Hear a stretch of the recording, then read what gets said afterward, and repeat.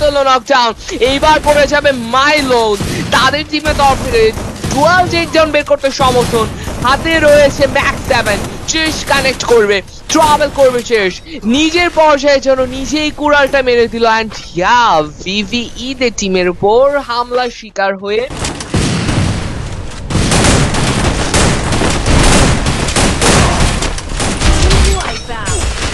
এর উপর পড়ে যাবে হামলা। ড্যামেজ কানেক্টেড করবে, chrono character nice uses. Oh man, good close রেঞ্জে সেইটা কি হেডশট বলো ভাই।